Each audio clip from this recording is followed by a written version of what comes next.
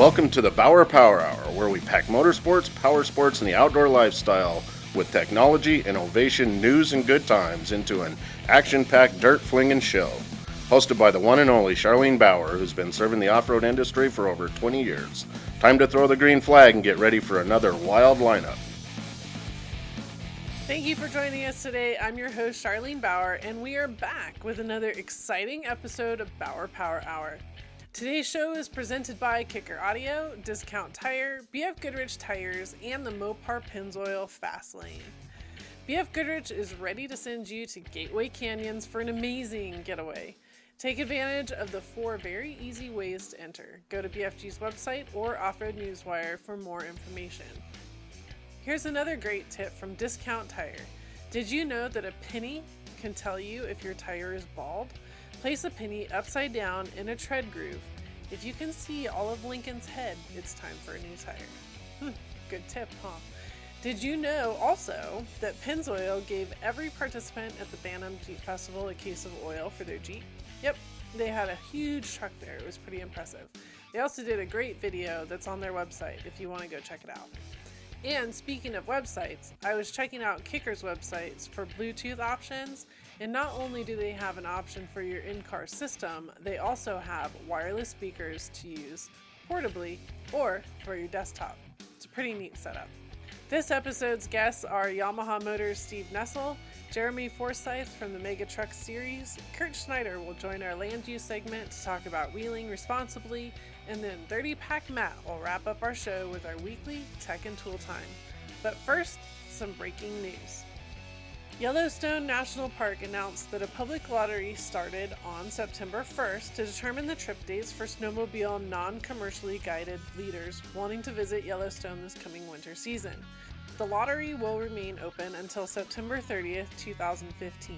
Each day during the coming winter season, there will be up to 5 snowmobiles in each of 4 non-commercially guided transportation snowmobile trips, 1 from each of their 4 Yellowstone Park gates. After the lottery is finished and the initial trips are awarded, you can still sign up to lead a trip at recreation.gov on a first-come, first-served basis for the dates still available. For more information, go to SaveYellowstonePark.com.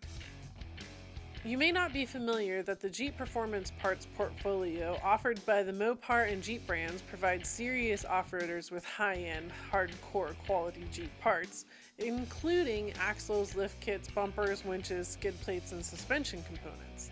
Well, Mopar is also continuing to grow this off-road performance parts line, recently adding a number of Jeep performance parts, including big brake kits, beadlock wheels, rock rails, door checks, Dana 60 axles, and flat top fender flares. For complete details, visit mopar.com. The expansion of MAV TV Motorsports Network continues with the launch of 6 new national cable television co-op members since June, bringing the total carriage of MAV TV by NCTC members to 137 throughout the United States. It's pretty impressive. MAV TV's newest distribution partners include Harlan Municipal Utilities, Walnut Telephone Company, Sudden Link Communications, Windstream, RS Fiber Cooperative, and Vibrant. MAV TV features automotive build shows like Full Custom Garage, Gears, and Chop Cut Rebuild. They offer viewers racing events across all genres of motorsports, including live pro motocross, drag boats, sprint boats, pro pulling, international rally racing, drifting, dirt track racing, sprint cars, off-road, and everything else that we love to watch. MAV TV is already available on Verizon, DirecTV, Comcast, Time Warner Cable, Charter, Bright House, Cablevision, Sudden Link, Google Fiber, and many others. Go to mavtv.com to see all their scheduling. The 2016 NORA dates have been announced. April 23rd to 27th, 2016, NORA will once again make its way down the Baja Peninsula. Attempting to manage the growing pains of an ever-expanding event, NORA has revised its category rules to further the spirit of the vintage racer, while pushing the envelope for those wishing to race with the latest technological advancements. 6 eras will be represented, defined primarily by the technology available when originally introduced. Each era will be awarded an overall trophy. They include Pioneer Era from 1967 to 1975, The vintage era is 1989 to 20 years old. The historic era is unlimited, 20 plus years old. The evolution era is modern race cars, plus there are motorcycle and ATV classes. NORA will have clarified rules for each its prospective classes on NORA.com. Pre-registration is already open with a $500 non-refundable deposit, and monthly payment options are available. Looking forward to another record-breaking race. All of this news and more is available at offroadnewswire.com. If you have off-road news, please feel free to submit it to winning@bowermedia.com. Do you want to know what cool events are happening this weekend? Well, check out our Bauer Media calendar that is packed with events to attend across the country at bowermediacalendar.com. And if you don't already get our weekly newsletter blast with all the previous weekend's race results, the week's calendar, Bauer Power Hour info, and current news and information from the industry and ourselves, please go to our website and join in. You'll never be out of this inside circle again. Well, let's get this show started and get to the phone lines to chat with our first guest, brought to you by Kicker Audio. Have a utility vehicle, Jeep, or motorcycle, Kicker Audio has the power sports stereo gear to entertain you at any location. The gear is compact, weatherproof, and provides you with great sounding music wherever the job or fun takes you. See your authorized Kicker dealer for your off-road tunes. Yamaha just recently introduced the YXZ1000 Pure Sport side-by-side, and I'm very excited to have Steve Nessl on the phone with us today to really dive into this machine. Hi, Steve. How are you doing today? I'm good. How are you? Good, thank you. So Yamaha brought about the sport side-by-side market with the Rhino originally, and now we have the new one. So how did Yamaha start into the sport market? Let's just start from the beginning. Well, if you're going to go back to Rhino, we hesitate to say it started the sports segment because when we launched the Rhino, we really had hunters and farm landowners in mind. But, I guess I shouldn't say that. Take a step back from that. It was really intended to be the most off-road capable side-by-side out there. But, again, we had in mind guys are looking to get into the far reaches of the property. But we did such a good job, and I say we, our engineers and design guys did such a good job that people quickly started taking these things into places we kind of really never envisioned, like Glamis or, desert riding, and building them out to be these, very sport-pointed units. So in addition to creating a whole new class of kind of off-road capable vehicles from a side-by-side perspective, we did kind of delve into this sporty segment, and that got the attention of our competition, and things have kind of grown like wildfire from there. Man, hasn't it, though, over the last... When was the first Rhino come out? 2000? Rhino was introduced in 2003. It was an 04 model, but it came, we announced it in June of 2003. Awesome. So 11 years later, here we are today.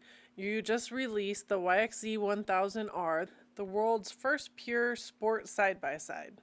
How did you come up with that tagline? Well, it actually it's pretty easy. It's just not like anything you've ever seen before. I mean, and some people argue you sit it side by side with some of the other sport units on the market, but it's distinctly Yamaha. The styling screams Yamaha from the get-go with the sharp lines, and it looks, if you set a YFZ Sport ATV next to it, you can definitely see some of the inspiration from our pure sport products. Yeah. But, when it's really, you dig underneath the skin of this thing, and that's where it shines through and really lives up to the pure sport classification. I mean, the shifting, the sequential shift, the separated or divorced manual transmission that's right there between the driver and the passenger that, connects you directly to the engine and then up again through into the driver. And it's kind of that direct connection, that pure sport feeling that separates this thing, and I use this analogy at launch, a few times. But if you go into an auto dealership and you're going to buy a sport car, you don't really look for an automatic. Not if you want that true sport experience. You're going to look for a shifter, and again, that's what we've done with the YXZ1000R, and that's what helped get it, that pure sport moniker. So, like you said, it's a 5-speed sequential shift transmission with on-command 4-wheel drive. Interestingly, you actually have the foot pedal on the floor. So instead of like a quad where you'd have it in your hand, now you're down on the floor just like a vehicle, as you were saying. Yep, you shift it just like you would your truck or your car, and it becomes, at least for anybody who shipped it before, it's in a vehicle where you have a steering wheel.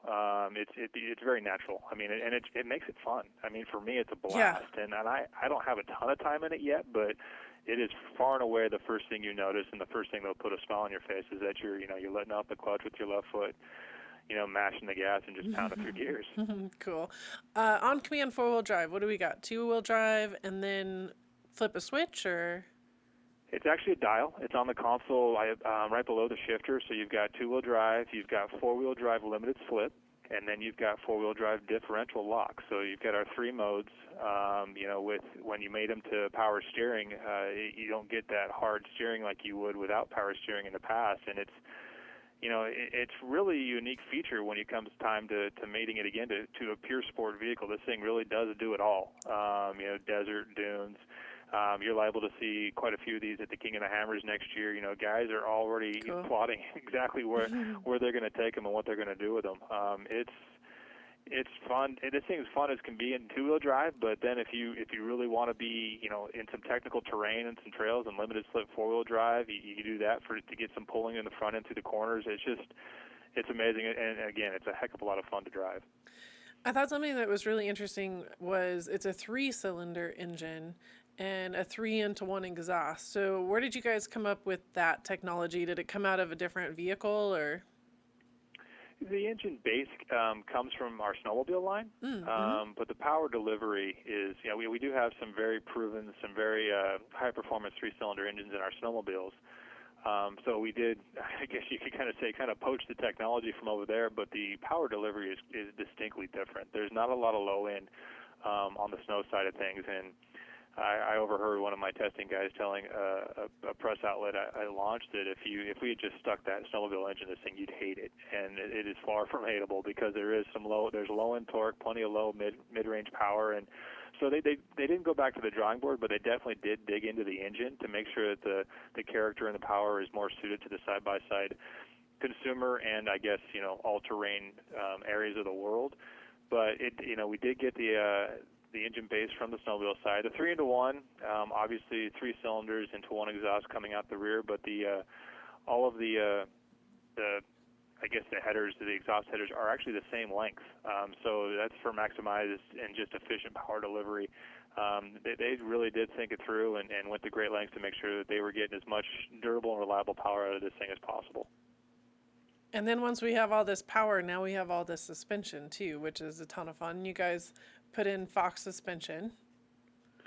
Yeah, the Fox 2.5 podium shocks. I keep telling people this is the one feature of the vehicle that I haven't really allowed myself to I guess experience at its fullest just yet, because this thing begs to be driven hard, and I'm not at that confidence level yet. I mean, I don't have that much time, but to the people that are powering through the loop sections, whether it's just in testing at our factory or out on our photo shoots and things like that, it's just amazing to watch. And beyond that, just the way that it fits into the styling of the vehicle too. You've got the mounts on the front end jutting up through the hood. Cool. To watch those things dance as they come through loops. There's different areas of the terrain is amazing, and I could just sit there and stare at a screen of watching those things work. But to be inside and to feel what they provide to the driver and the passenger as far as comfort and confidence in rugged terrain is amazing. And again, the tunability of them. Sure. They're high, low speed adjustable, threaded preload. I'm not going to get too techy as far as the shocks are concerned because I'm not that guy. Right. But you'd have to be pretty specialized in what you're trying to do with this thing to get yourself above and beyond what you can achieve with the shocks that come on the new YXZ standard. I think what's fun too is when you look at the YXZ1000, it really does have the same styling as the quad and your dirt bikes and everything, like the nice narrow nose to it. Take us inside though, because we can see the outside pretty easily, but take us inside the cockpit. When you're sitting in there, tell us how it is, how it feels, how it looks. It's actually a great point, but I'll start back from the outside if you don't mind, because you talk about the angular, the sharp angles and nose. When you get inside, what that helps provide is a ton of visibility. So So I know you've spent some time in the dunes, and as you come up on certain ridges and razorbacks and things like that, your visibility can be minimized based on the terrain and the angle as you go up. And the key was to offer as much to both driver and passenger for confidence as possible. So not only as you're going up, you can see down that hood, you can see right up the front end, but then as you're coming down the backside, you can see up above, and you're not, your visibility isn't impaired by the sun top, which is also there for protection from the elements and things like that, but not to get in the way of your line of sight. So as you get into the vehicle, the outside, the styling helps provide, some confidence right away. But it's when, and I already said it, when you get in the vehicle, you sit in this thing like you would, again, any pure sport or any kind of sport automobile. It's not, you don't get the feeling of like you're up on a bench, and that's maybe not fair, but you do sit up a little bit more in the competition. This year, you can feel it kind of hug you, if you will. The vehicle is wrapping around you, and you're kind of melding into it. And I don't know how many times I watch people when we launch this thing, whether they were dealers or press, sit in and go, wow, it's comfortable. And the seats they're very, very high-end, good quality cut and sew seats that, the high back, obviously, that you would expect in a sport vehicle. And they wrap around you, and they kind of suck you in. And if you're on the driver's side, you're really impressed by how well you can make that thing fit you. You're fit as soon as you get in, but the tilt steering wheel, the slide adjustable seat on that side, your foot pedal on the left side finds the clutch, your hand kind of gravitates towards the shifter, and it's, the whole cliche of sitting, looking and feeling fast sitting still, it applies here. And you just definitely want to get it out and put it through its paces just by sitting in it while it's sitting there. Well, without a doubt, we can't argue that you've done a great job at putting together what we'll call the stock model, right? Is there a lot of aftermarket accessories that are available for it that you guys are bringing out, or?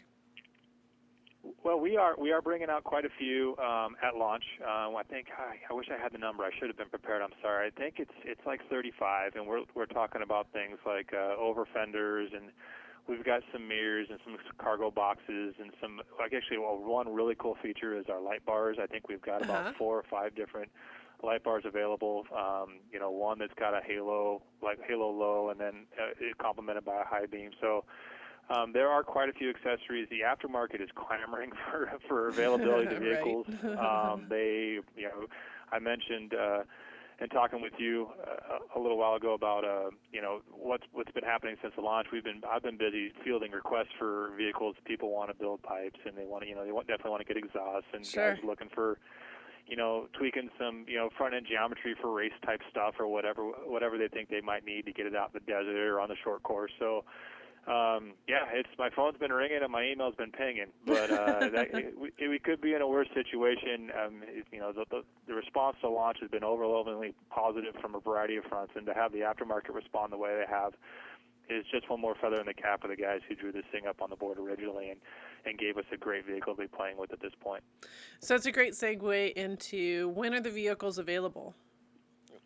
Actually, they're in production now. Okay. It's not they're not fully ramped up. They're punching out a few a week. I say a few, but it's definitely more than that. But they're getting the line up and running, and we might actually see some vehicles in dealerships in the next couple of days, to be honest with you.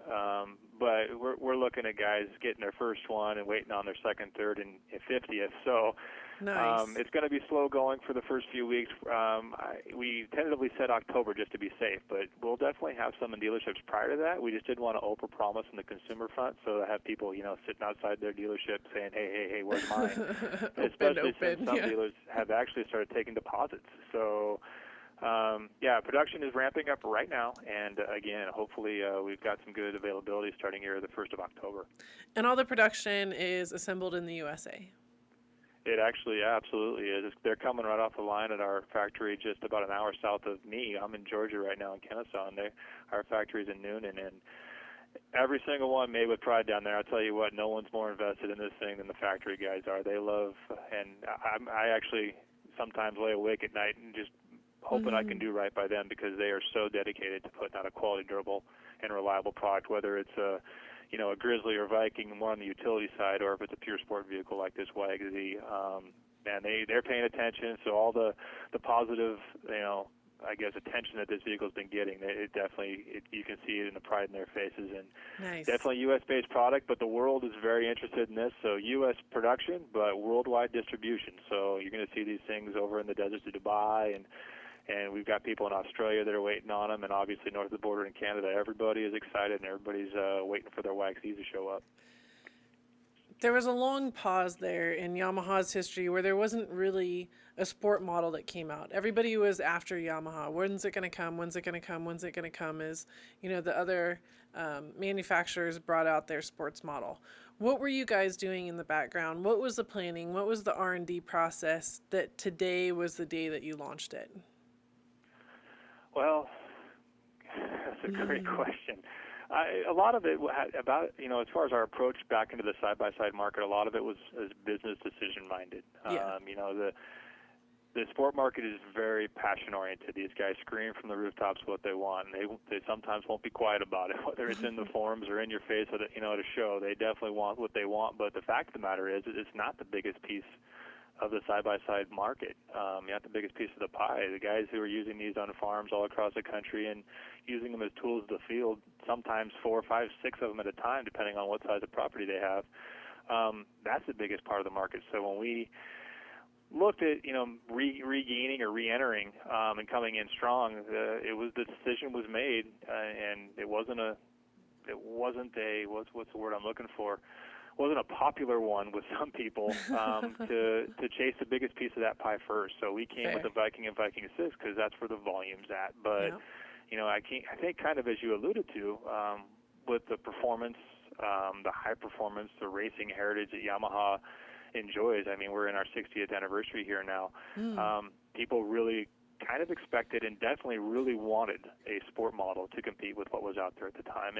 And we knew what we had in store. We knew what we were looking at, that we still had a couple of years before we dropped the YXZ. But again, I mean, we were on board and in support of the Viking and Viking line because that's big volume for Yamaha. And that's really what we needed to do on those fronts to gain a foothold and really, re-enter the market as a serious player across all fronts. So, yeah, it wasn't the most popular way to go about it. We understand this, and to be honest with you, sometimes it got us down. That again, the most vocal of the side-by-side owners out there were screaming and yelling at us day and night. But we also knew full well all along that we had, and I hate using this phrase, but I'm going to use it because it's easy. We had a game changer coming, and so we kind of bided our time, and we supported the Viking and Viking 6 like they should have been, and we chased, ag guys, and we chased cattle ranchers in Texas, and we continue to do that.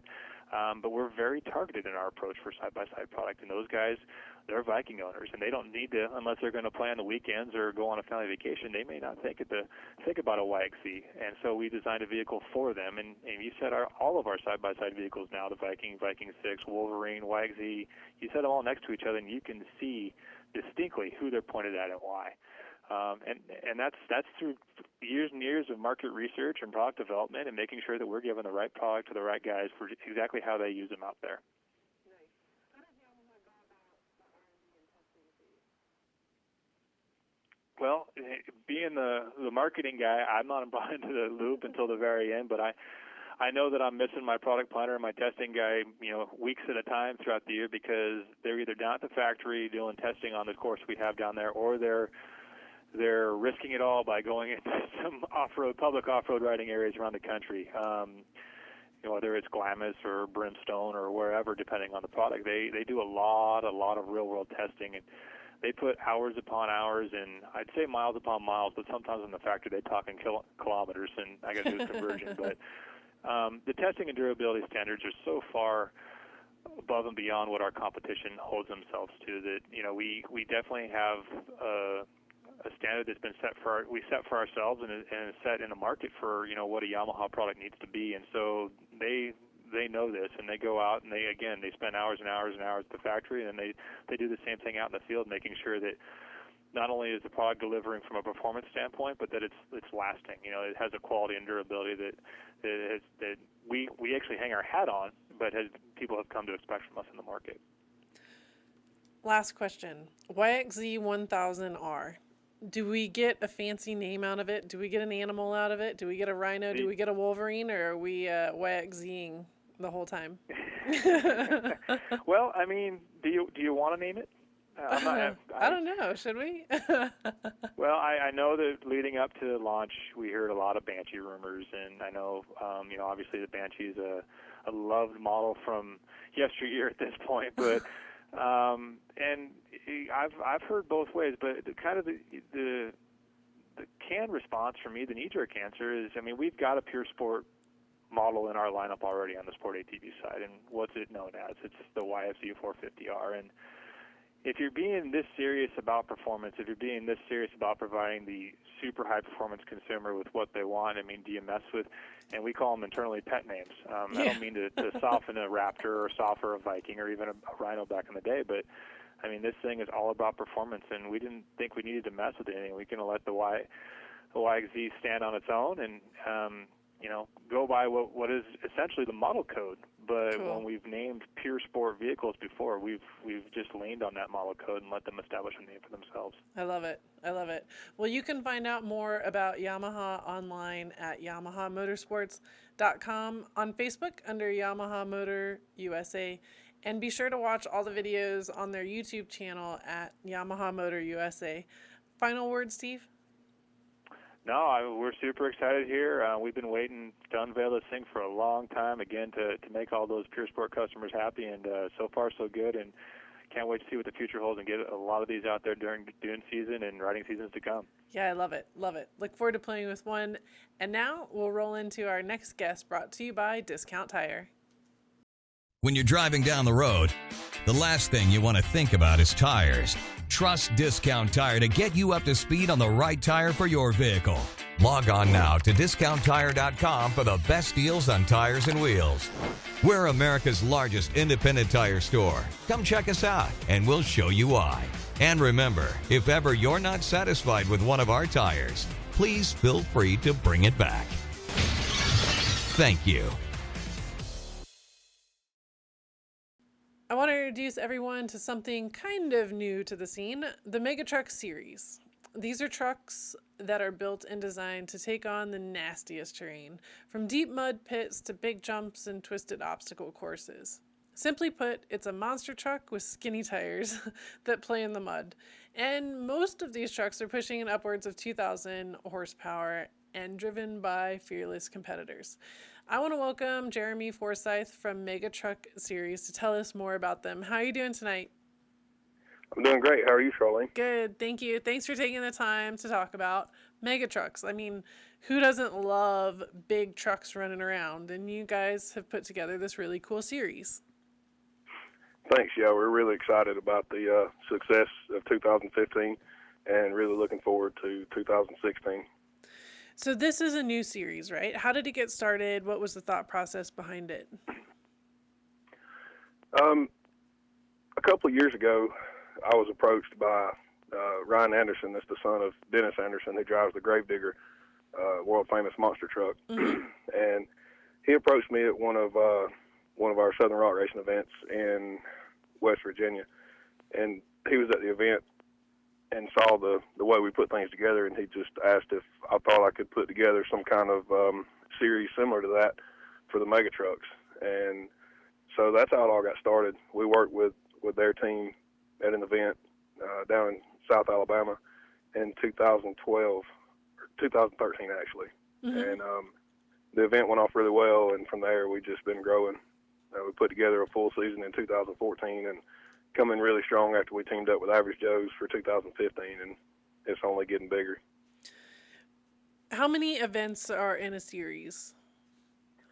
This year we had 4 points races total on the books. We're going to end up having about 7 events total around the country. Okay.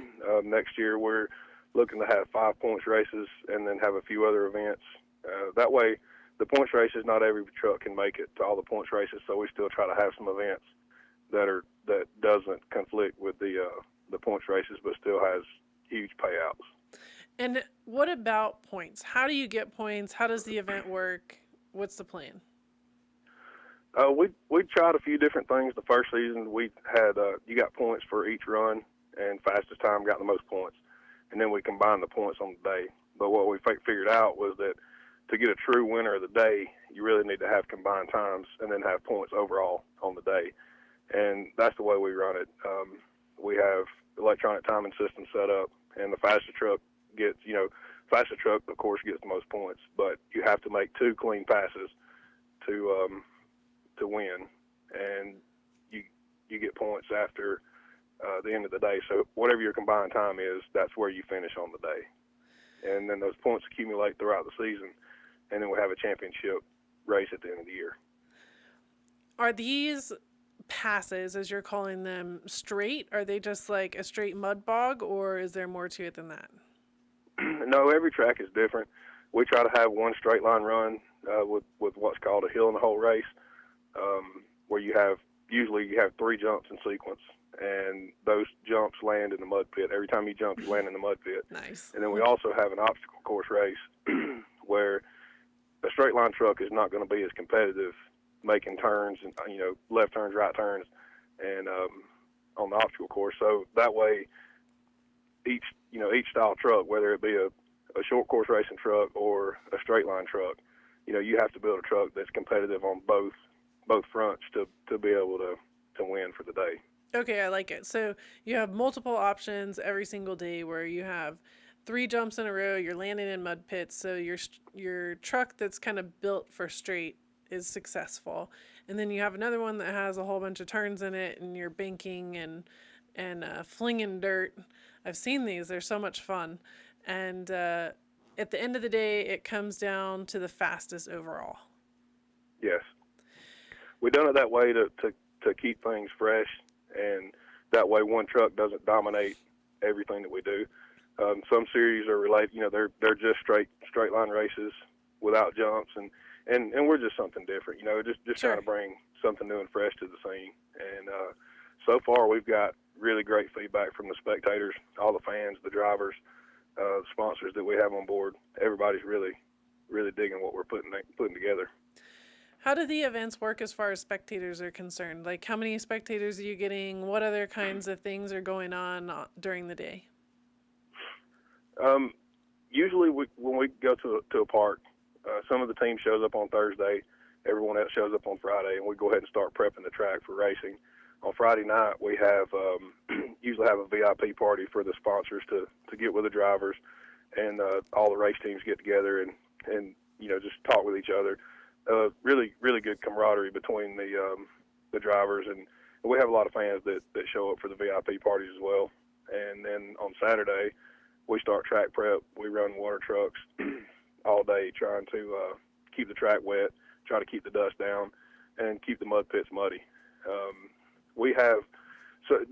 The spectator turnout really depends on the location and what's going on in the area.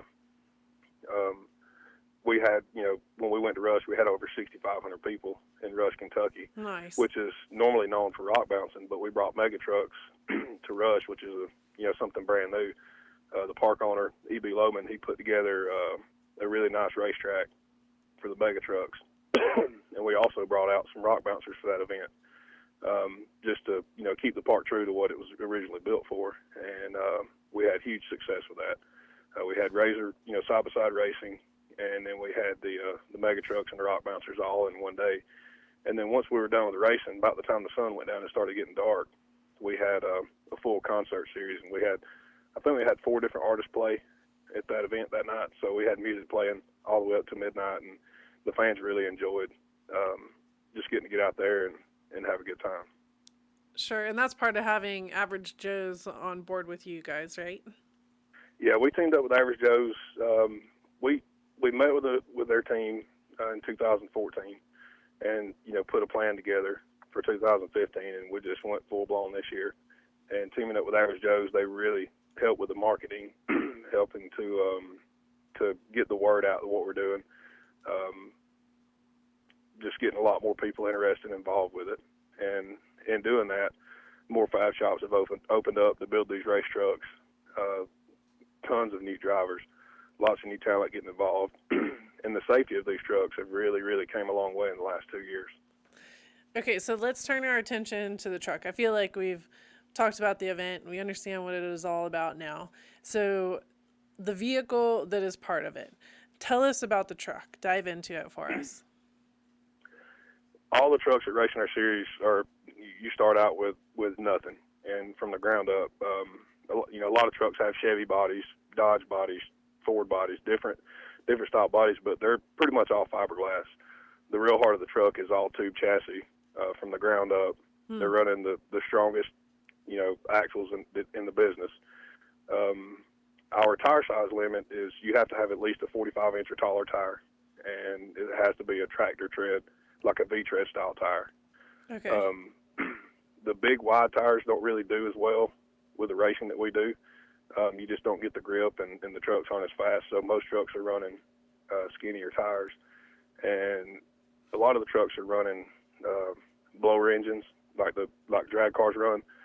Some of the trucks are making over 2,500 horsepower, but between 1,500 and 2,000, that's a pretty average amount of horsepower that you can control and still race and have a competitive truck. Sure.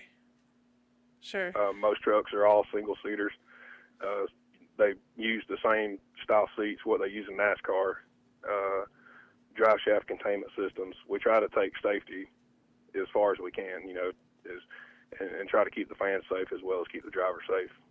Most of the trucks have fire suppression systems built in, so if there's a rollover and a fire, they can hit a button and put a fire extinguisher out throughout the whole cab of the truck, the engine compartment. What about suspension? What are you guys doing on that edge?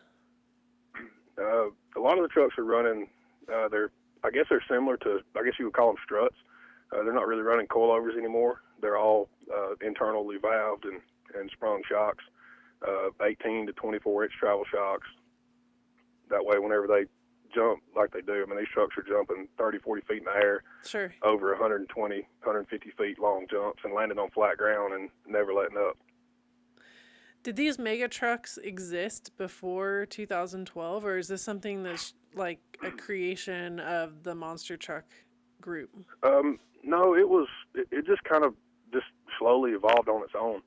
It started out, with just like all mud bogging did, people just building bigger and better trucks. Mm-hmm. And as things progressed, you go from a stock frame truck to a tube chassis truck, and then you put a big engine in it.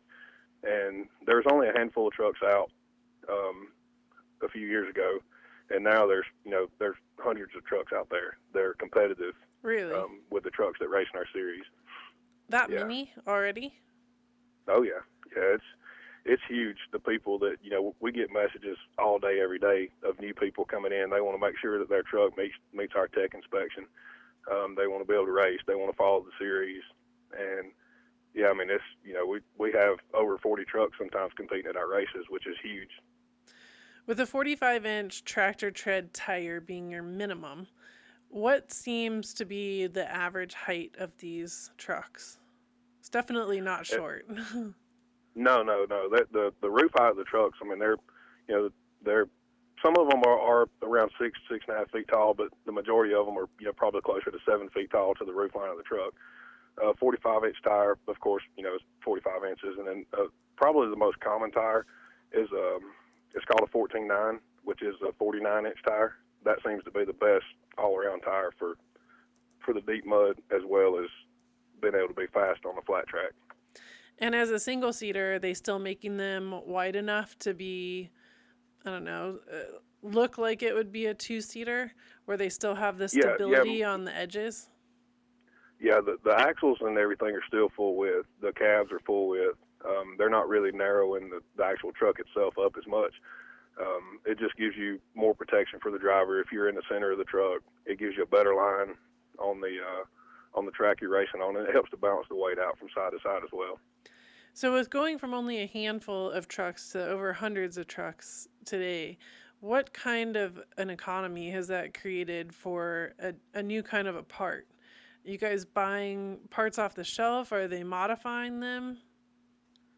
Pretty much all the parts on these trucks, other than the shocks, and the shocks really they're all custom shocks as well.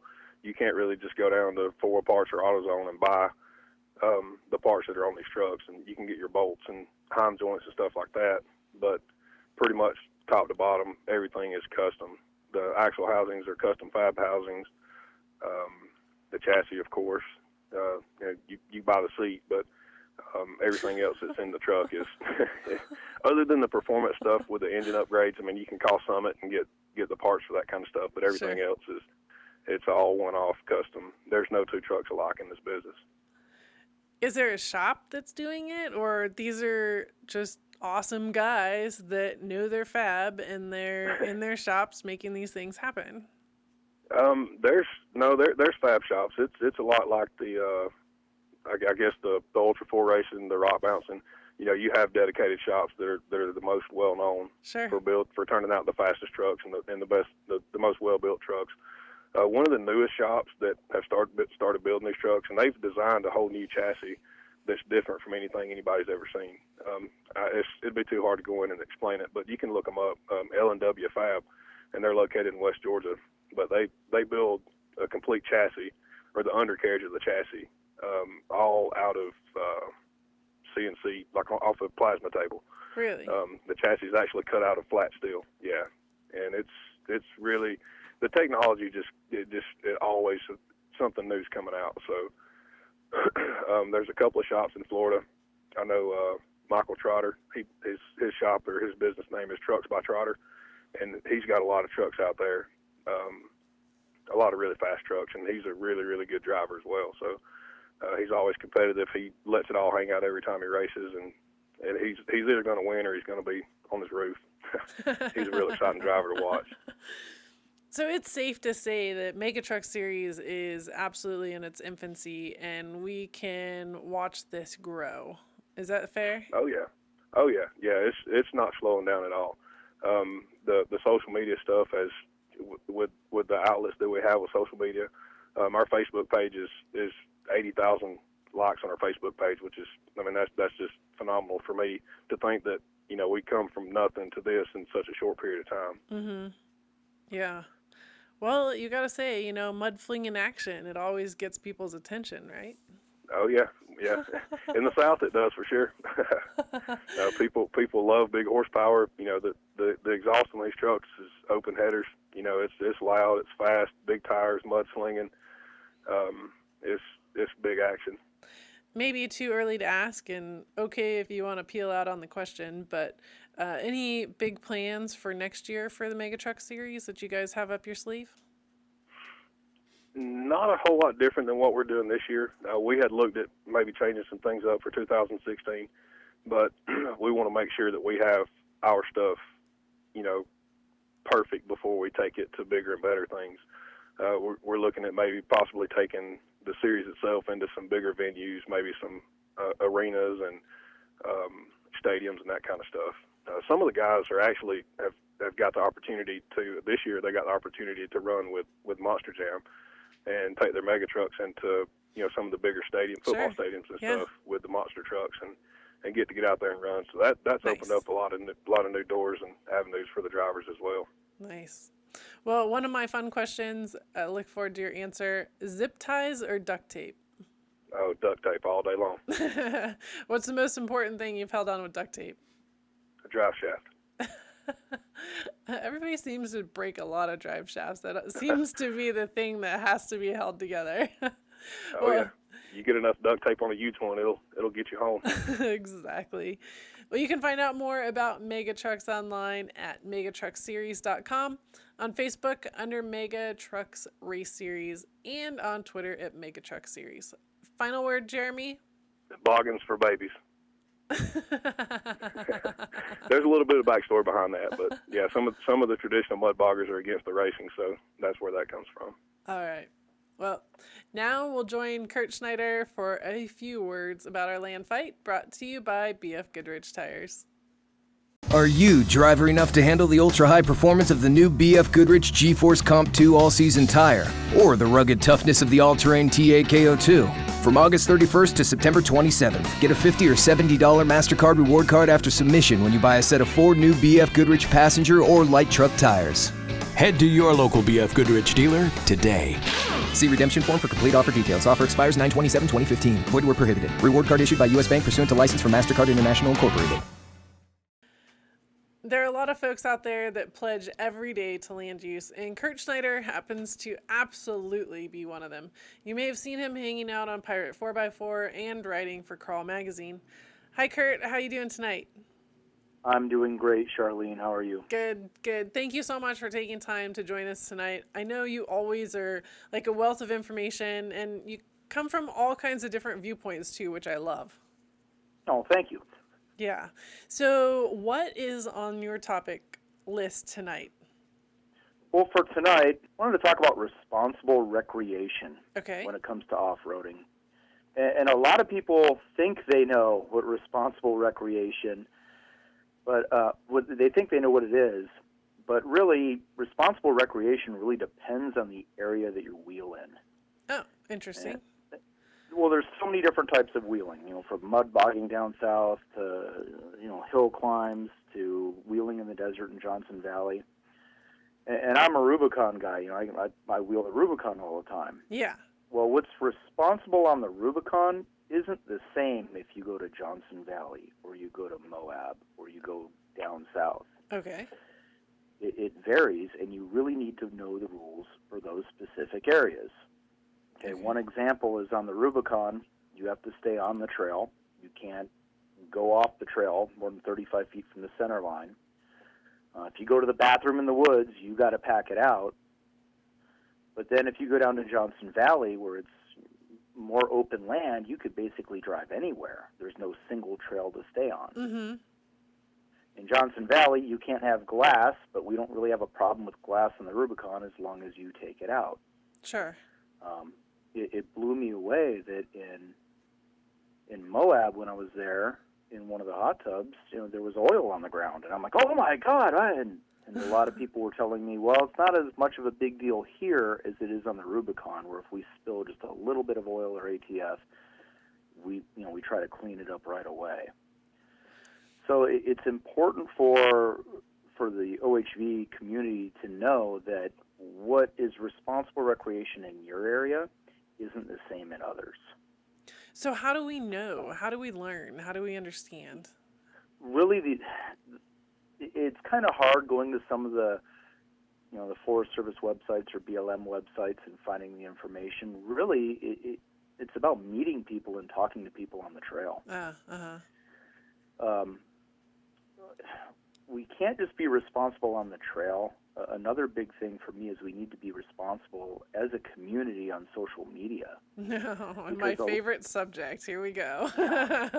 Well, a lot of people learn to wheel, from YouTube. Yeah. They're watching videos. Yeah. And in some areas, like if you look at Dusty Windustin, the guy that wheels up in Alaska, he's got a huge YouTube following, and he's always doing river crossings. But down here in the States, even more and more, water quality is a huge issue. Yeah. That's what closed Tellico. And you get some kid, that just got his new Toyota. He's excited to go wheeling somewhere, and he sees all these videos of people bombing through the water on the East Coast, and right. That doesn't fly here. Right. And what we post online, we can't just be stewards of the trail. We also need to be stewards of our image. And you have to be very careful what you post online. I've been in Forest Service meetings where we would stand up and argue, we're very good stewards of the forest. And, the uber environmentalist will step in and say, well, what about this picture? What about this picture? They find them. Yeah. They save them, and they use them against us. Oh, 100%. Like they are using, and they know where all of our pictures are. They know where our forums are. They hunt and they hang out on the forums in order to get that information. And they love those pictures, and they put them into their artillery pack, and they just wait for the minute to use them. Yeah, and now you could argue that there's already so much out there. There's not much we can do. But a lot of those pictures are time-stamped, and we've actually in meetings said, well, hey, that picture is from a closed trail 10 years ago. Yeah. So, just this weekend, a very big name in the off-road industry, I saw a picture where he had one of his Jeeps in a lake. And I knew where the lake was. And right away I sent him a message. I'm like, hey, man, can you please remove that picture? Right. And that's all bad. And sometimes I get people saying, no, I'm not going to remove it. But he said, okay, no problem, I'll remove it right away. And I looked again, and actually the Jeep was on a boat ramp, because I know the lake. But if you didn't know that, it would just show the Jeep in water. Right. And again, with the EPA just came out with the clean water rule this year. And now the federal government has jurisdiction over not just rivers and bodies of water that are navigable, but tributaries. Yeah. Which can also hurt private parks, because if a private park is sending sediment downriver, they can get in trouble and get the park closed because of the sediment. Yeah, there's so much to it, and what Kurt's trying to say, and what I always tell people, and you know, I back in people a lot to PM them whatever on pictures, is just really look at it from a different perspective. Like, it may be super awesome and super cool to you, but yeah, you know what? Sometimes we are in a predicament situation, and so things happen, but we don't need to make that public. We don't need to give anybody the ammunition against us, you know, for an, oh my gosh, we have to get out of this scenario, not an everyday scenario. Yeah, we just have to be mindful of what we post online, and I'm just as guilty sometimes. You know, you'll see me with a seatbelt off, or, you know, see me parked somewhere that might be out, you know, might look like it's off trail. We just have to be mindful of what we post on social media. Yeah. Jeff Knoll made a comment. Once you put something on Facebook or Twitter or Instagram, it's like a cave drawing. You know, it's just not going to go away. Yeah. Well, it's public domain too, whether you like it or not. Whether you like it or not. And even if you delete that picture, somebody could have saved it, and they do. Yeah. Yeah. But yeah, the big message for tonight, not to cut you off, is just, you know, be a steward of the trail, know the rules for your specific area, and if you go wheeling somewhere else, talk to the locals and find out. I don't think if you go down to Johnson Valley that there's anything posted online saying don't bring glass or don't burn pallets. Right. But the local wheelers know those rules. Yeah. Yeah, it's just sometimes awkward getting that out of the local wheelers too, when you're trying to be innocent and trying to help and trying to understand. So it kind of goes both ways, right? Like, we get those guys too. But, well, you know, that's the other thing is bring people into our fold. You know, and a lot of times I see it where, you know, the kid comes up with a Suzuki Samurai and people are looking down their nose at him, but we all started there. Exactly. Isn't that the truth? Well, yeah. Kurt, I look forward to having you on again. You always have a wealth of information. And again, this was some great tips. But let's head back out to the garage to see what 30-pack Matt is working on for the Craigslisticon, brought to you by the Mopar Pennzoil Fastlane.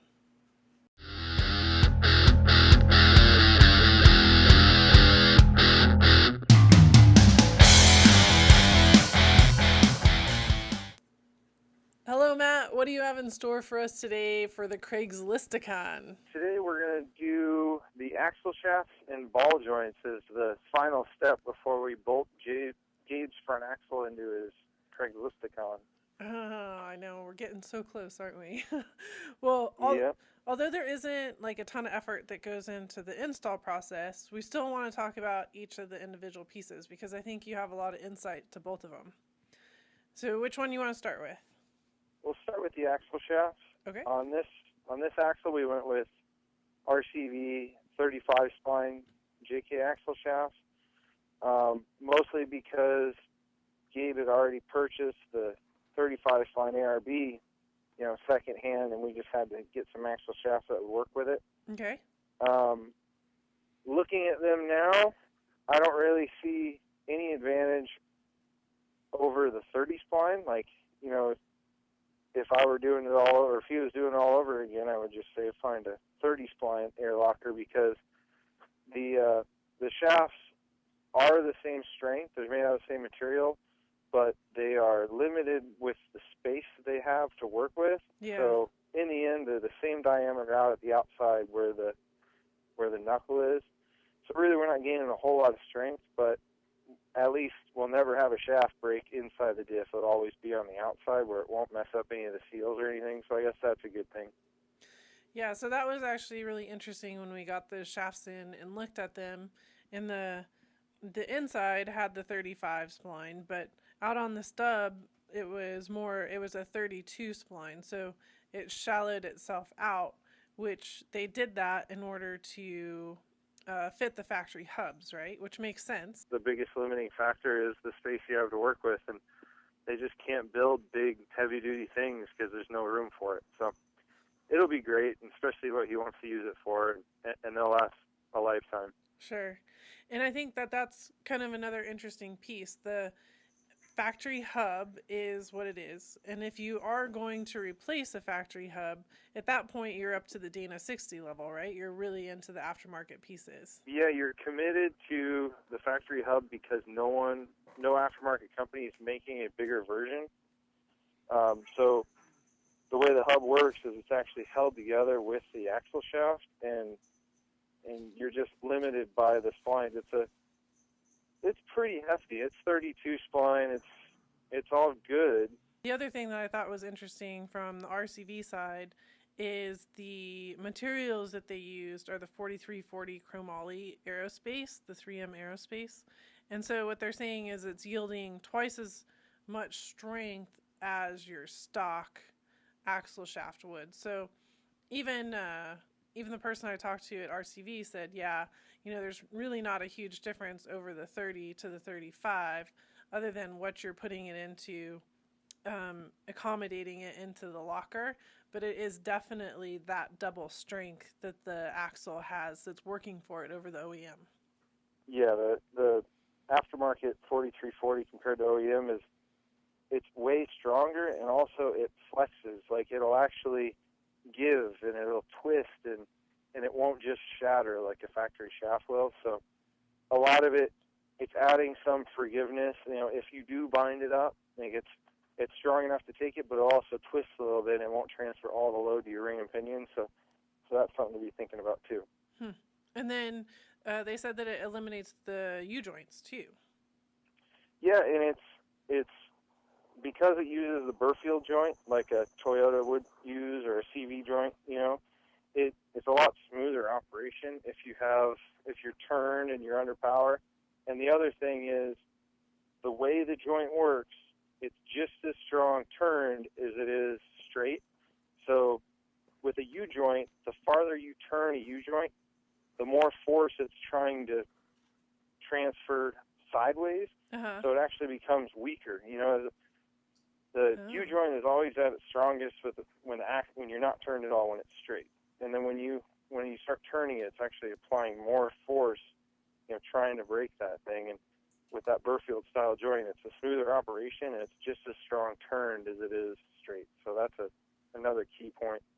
Yeah. So they definitely have their benefit. Like, we're excited to have them in there, and it's going to work great. But as far as what we were looking at originally with that 35 spline axle, if we take people back to season 1 where you did the whole axle shaft comparison, and it was the same on one end to the same on the other end, the JK line just doesn't necessarily afford that. Exactly. Yeah. Cool. All right, ball joints. And for ball joints, we went with factory is Dana Spicer ball joint, and they work well. But when you start adding bigger tires and wheels, usually you get a wheel with a smaller offset, meaning that it sticks further out. And all that does is put more leverage on your ball joints. It's like putting a big lever on it, and it'll wear them out a lot faster, and it'll also, when they wear out, you'll feel it a lot more, and you'll actually see the tires camber in on the top. So if you ever notice, like, you're going over bumps and it feels like a little bit of death wobble maybe, or something shaking, or if you're walking up to your Jeep in a flat parking lot and you notice the front tires are leaned in on the top and the back tires are straight, usually it's a good indication that your ball joints are bad. So we went with Poly Performance. They make them out of a lot better materials than the factory stuff, last a lot longer, and they also come with a breakage warranty. If you ever break an axle shaft, it puts a lot of stress on the ball joints, and they're guaranteeing that those ball joints won't fail prematurely. It won't fall apart on you. What kind of maintenance do we have to do to our ball joints so that they don't wobble out? Definitely grease is your friend, because they are under a lot of load with the leverage of the bigger tires. So staying up on top of grease it every once in a while. Make sure the boots don't get torn, the rubber boots that go on it. If those get torn, they'll let dirt in there, and dirt is just it'll just grind it away and make it loose even faster. Mm-hmm. And then if you live in a wet environment, or if you drive through a lot of water when you're out wheeling, grease is also important to keep the water out, because the water, it's like the worst thing for it, because it gets in there and starts rusting, and then the rust will just wear everything away, and they'll wallow out pretty quick. So if you're a mud and water person, you need to be on that as much as you wash it, pretty much. And then when you grease it, you'll actually see that when you're pumping grease in, you'll see it actually push the old nasty grease and dirt and water out. So that's what you watch for. You watch for fresh grease coming out of the boot when you're greasing it. Nice. Well, we've been watching you doing all this install work, and it looks like you have a pretty fancy tool that you actually use for the ball joints. Yes, it's a snap-on tool, but it's expensive, but you can justify the price when you do this all day, every day. And the beautiful thing about that one is it holds all the different fittings and pieces on, so you can work it with one hand. Most ball joint presses, everything's trying to fall apart as you're setting it up, and this thing, all the different size cups and adapters just snap right onto it and hold itself together. So it's a favorite of mine. It definitely makes life easier. Nice. Well, again, we got the axle shafts in, we got the ball joints in, and we're about ready to install it, and you're definitely rocking it, and thanks for your time and your information. Really appreciate it. No problem. Awesome. Well, thank you so much for joining us today. And that wraps up another great episode of Bauer Power Hour. If you'd like to learn more about the guests on today's show, be sure to visit their page on the Bauer Power Hour website. And please, if you have a chance, go follow us on Facebook, Twitter, and Instagram. Make sure to subscribe to your favorite way to watch Bauer Power Hour in order to receive all notifications of new episodes. And if you want to be on our show, know somebody who should be, or heck, you just want to chat with us, visit Bauer Power Hour website and click Let's Chat. Well, that's all that we have time for today. And until next time, have a great week in the dirt. Want to learn more about the guests on today's show?